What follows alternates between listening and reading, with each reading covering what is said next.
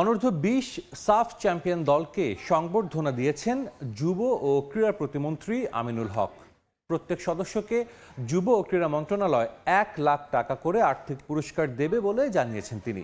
সেই সঙ্গে ক্রীড়া কার্ড পেয়েছেন ফুটবলাররা। জাতীয় ক্রীড়া পরিষদের অডিটোরিয়ামে বয়সভিত্তিক সাফ জয়ী যুবাদের ক্রেস্ট ও ক্রীড়া কার্ড তুলে দেন যুব ও ক্রীড়া প্রতিমন্ত্রী আমিনুল হক।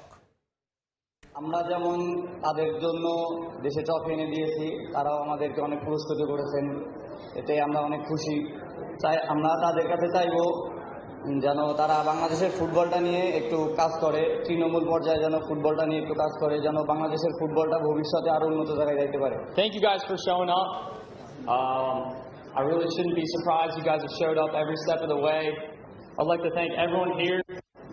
They've been so incredible. Team যদি ভালো থেকে টিমের ভিতরে ঐক্য থাকলে, সহনশীলতা, আন্তরিকতা থাকলে আমরা যে কোনো বাধাকে অতিক্রম করে আমার বাংলাদেশকে আমি আরো অনেক দূর এগিয়ে নিয়ে যেতে পারবো। এই মুহূর্তে জাতীয় ক্রীড়া পরিষদের অডিটোরিয়ামে আছেন রিপোর্টার ফাহিম ইসলাম। সরাসরি যাচ্ছি তার কাছে।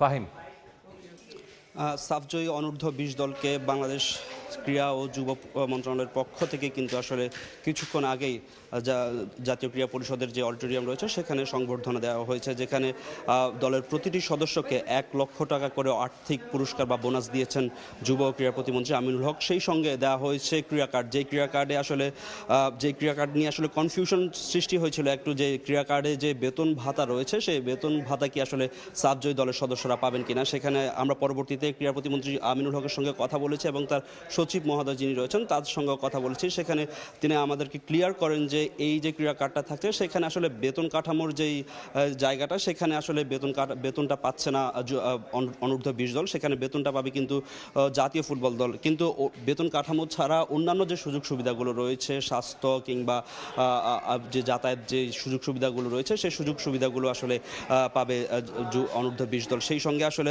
ক্রীড়া প্রতিমন্ত্রী জানিয়েছেন যে এই যে সংবর্ধনা, সেই সংবর্ধনা কিন্তু যেই দল রয়েছে সেই দলকে আরও বেশি অনুপ্রাণিত করবে, ভবিষ্যতে আসলে মাঠে আরও বেশি মনোযোগী করবে এবং তারা চিন্তামুক্ত হয়ে কিন্তু দল মাঠে ফুটবল খেলবে। এবং তিনি আরও অনুপ্রেরণা দিয়েছেন যে ফুটবলাররা সামনে যে ভবিষ্যতে যাতে আসলে বয়সভিত্তিক সাফের শিরোপা যাতে বাংলাদেশ ধরে রাখতে পারে সেই অনুপ্রেরণা দিয়েছেন। সেই সঙ্গে আসলে ফুটবলাররাও স্টেজে কথা বলেছে, তারা জানিয়েছেন যে সাফের এই যে শিরোপা, সেই শিরোপাটা কিন্তু তারা সরকার প্রধান তারেক রহমানের হাতে তুলে দিতে চায় এবং কি যুব ক্রীড়া প্রতিমন্ত্রী সেই কথাটা শুনেছেন এবং তিনি বলেছেন, আশ্বাস দিয়েছেন যে এই যে সাফের শিরোপা তারা জিতলো, সেই সাফের শিরোপাটা নিয়েই প্রধানমন্ত্রীর সঙ্গে তারা দেখা করবে। এই ছাড়া আসলে রোনান সুলিভান ও ডেকলান সুলিভান যে দুই ভাই রয়েছে আসলে তারা কিন্তু কথা বলেছেন। তারা বলেছেন যে বাংলাদেশের সমর্থকদের যেই টান, সেই টানে কিন্তু তারা আবারও আসবেন এবং কি তার সব সমর্থকদেরকে সমর্থনের জন্য, তাদেরকে পুরোপুরি সমর্থনের জন্য তারা ধন্যবাদ জানিয়েছেন।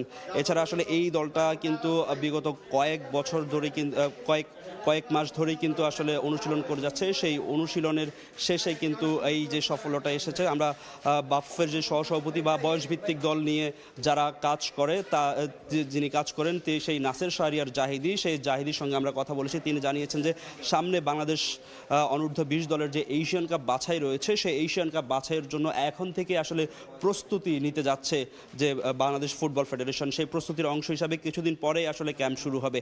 তো বাংলাদেশ অনূর্ধ্ব-20 দলের সাফ জয়ের পর যে যুব ক্রীড়া মন্ত্রণালয় থেকে যেই সংবর্ধনা অনুষ্ঠান দেওয়া হয়েছে তার সবশেষ খবর ছিল আমার কাছ থেকে।